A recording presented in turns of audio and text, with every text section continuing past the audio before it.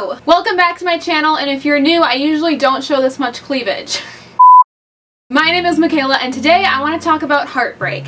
I have a few videos on this topic already, so if you would like to catch up, I've got one on my thoughts on the millennial dating culture, aka Netflix and chill. That's on the screen right now. I have why heartbreak is a good thing, and today I want to read you a letter that I wrote to the first boy that broke my heart. It's pretty safe to say that I was a very late bloomer in all things romantic. In fact, I'm 21 and I'm just now entering my first real relationship. I didn't have my first kiss until I was 16. You can kind of fill in the gaps for first kiss to serious relationship and how old I was for every stage in between. That being said, I wanted to do this video for a while. I thought since it's Valentine's Day, this would be the perfect time to kind of reflect and allow my mind to wander in a way which will help you. Real quick, if you're not subscribed, it would mean the world to me if you would hit that red subscribe button down below. We really are like one big family on this channel with lots of love to go around, and it's never too late to join. All you have to do is hit subscribe. Alright, let's talk boys.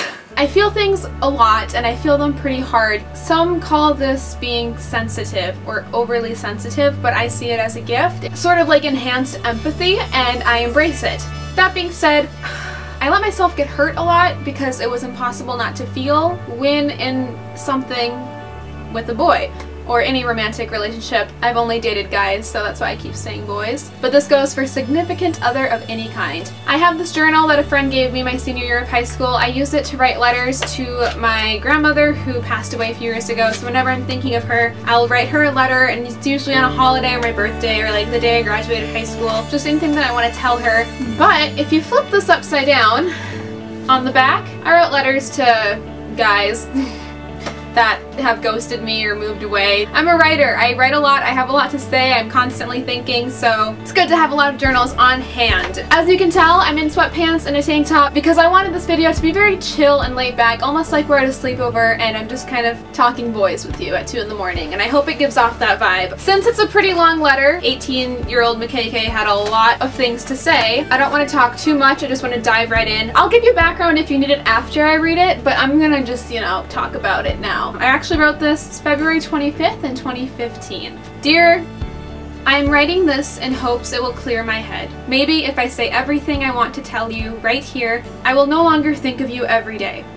Every day. Although you're not always on my mind, first when I wake, last when I fall asleep anymore, you're still there.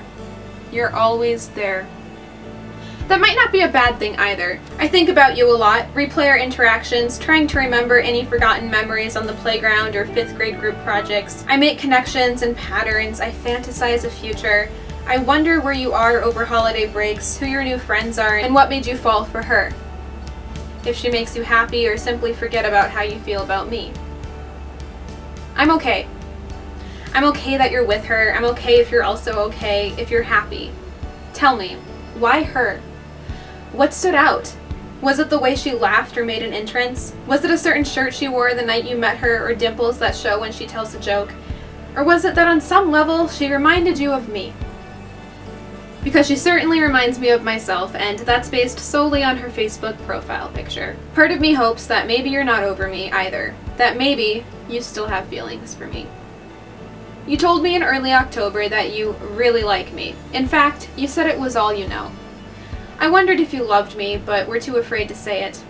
I think I loved you. Or could have if we tried. I wanted to tell you how much I liked you that night in your arms, but I was afraid. Too scared you didn't want to talk about feelings. Too scared I'll come across cliche. The attached girl wanting to talk about feelings because I watch a lot of horrible sitcoms of dudes on couches complaining about how the girl always wants to talk. So I didn't. You didn't either.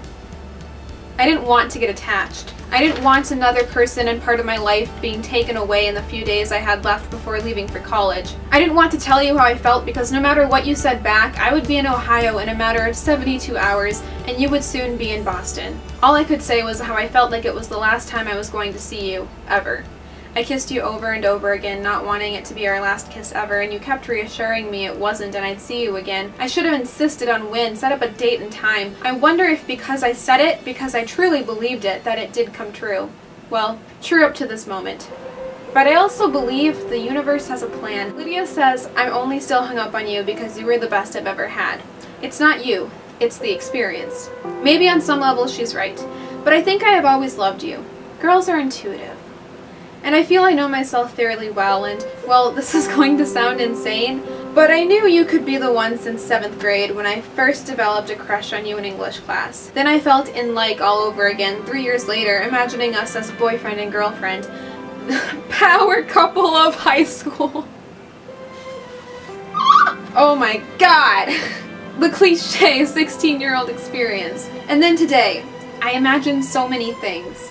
So many life experiences still with you, but only adult scenarios. I had this belief that we could make it. That you liked me so much we dove into college being long distance, and that you'd pick me up from the airport, I'd wrap my body around you, and we'd drive back home. I sincerely thought that I would be introducing you to my family, spending Thanksgiving with yours, and bringing you along for Christmas. I could see you and I sitting in a chair together talking, laughing, being happy. You really were so important and made up in my mind that I often forget we hooked up once. That fact is often screamed into my face while someone shakes my shoulders trying to snap me out of it. Snap me out of it. I read on Tumblr a few weeks back that if it lasts longer than 4 months, it's not a crush. It's love. I think I love you. Oops. And I think that's why I feel the way I do and can't get you out of my mind, even though I haven't seen you in over 6 months. And I think that's why I'm so confused, because this was my first time feeling in love. I don't know what it's supposed to feel like, but it's nothing ever felt before. I feel like I was blind up until you. I'm suddenly so afraid to lose you. I'm scared of a life without you in it, and I want you to be happy. If you're happy, that's all that matters to me. Are you happy? Maybe I'll fall out of love if you are. But I fear you're not. I fear part of you misses me, that you still like me, and would rather be with me if you were given the option. Not only because I also want that, but because of what you asked on the plane ride back to school in December. And also because you check my profile like I often do to yours. Obviously you're still thinking about me. What about I don't know, but you still search for me on Facebook. Maybe wondering how I'm doing too, and if I'm okay. I'm okay. Are you?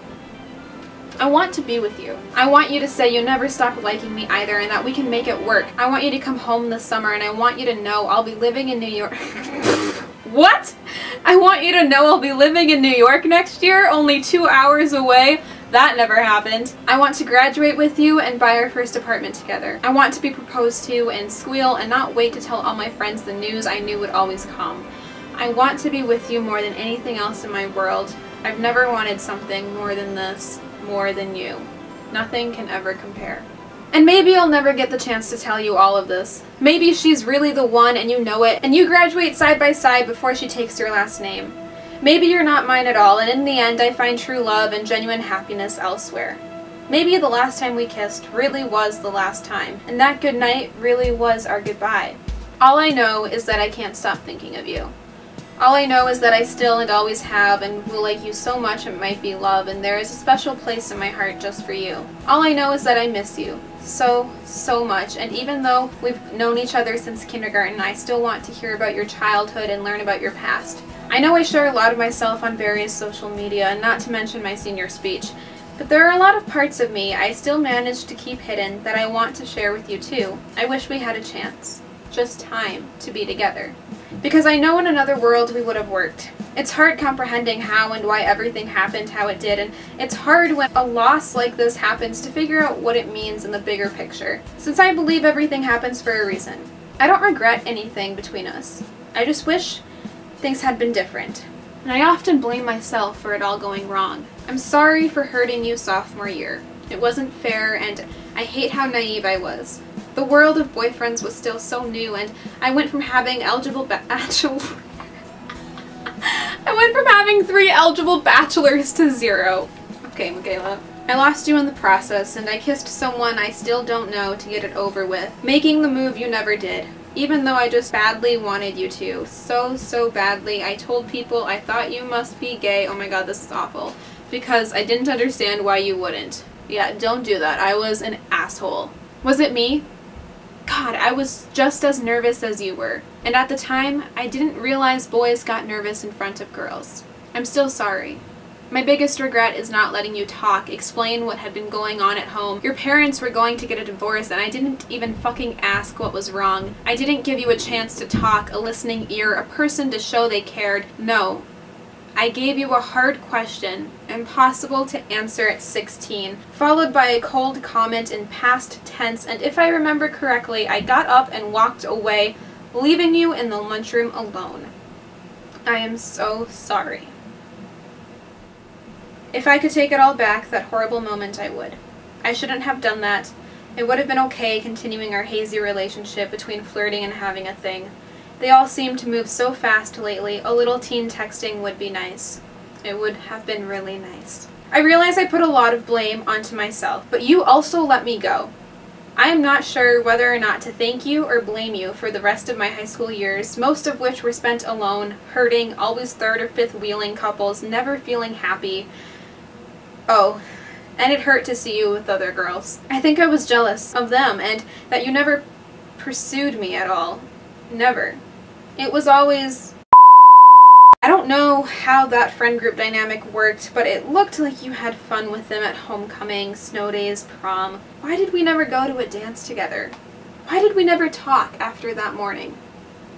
You congratulated me on my senior speech. You hugged me. I remember. I remember because out of all the hugs and kind words, yours was my favorite and most unexpected, but valued.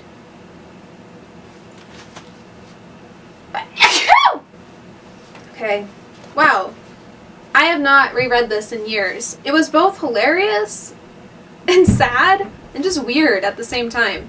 It's no secret that I am currently in a relationship if you watch other videos on this channel or if you watch like 30 seconds of any video on my vlog channel. It's quite obvious that I am happily in a relationship and that I love my boyfriend very much. That being said, it's important to remember how much can change. There is a time in your life where you might feel so like you're just going to overflow with feelings of something. It might feel like the end of the world, but it's not.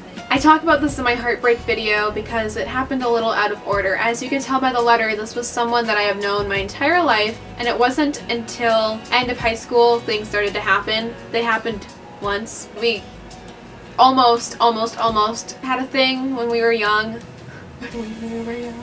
And then right before leaving for college, I think it was that like now or never type of thing. One word that kept coming to mind while rereading this letter was innocence. I was so innocent. It just embodied the beauty of innocence at such a young and ripe age. I'm not saying that because I lack innocence now it's a negative thing. It's just I'm 21 and life is different now, and to be so young and infatuated with someone, there's a childlike sense of imagination, fantasy there that makes me happy.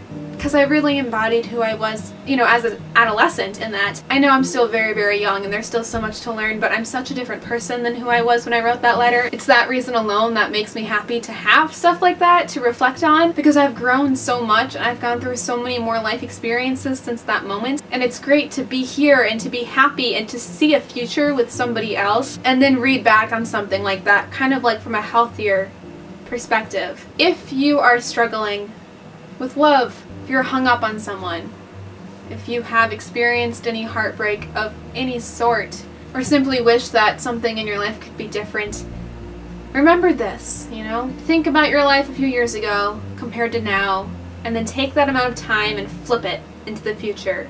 Anything can happen.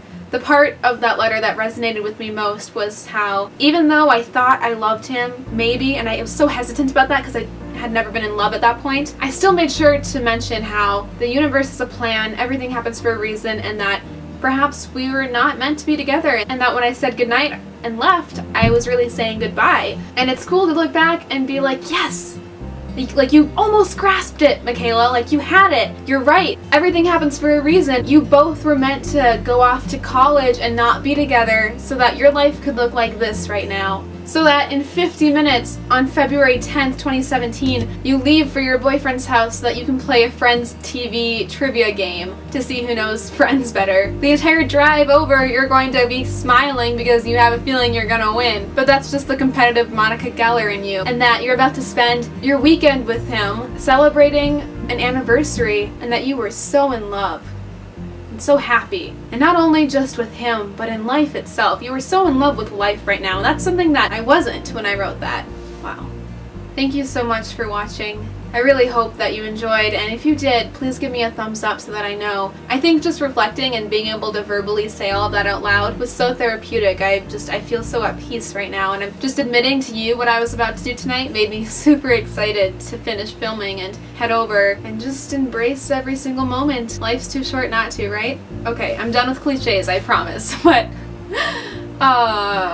I hope this sparked something within you. If it did, please comment down below and subscribe to my vlog channel, please. I upload daily over there. I am taking on the challenge of being a daily vlogger, and it's been really fun, and I'm trying to reach 1,000 subscribers over on that channel, so it's on the screen, it's linked down below. Go subscribe. I always subscribe back. It's a great little community, and with all that being said, happy Valentine's Day, happy February, and if nobody's said this yet today, I love you, and I'll see you in my next video. Bye! Kisses for Valentine's Day. Mwah! But hey, you broke up with me. Yeah, what can I say, babe? You broke up with me.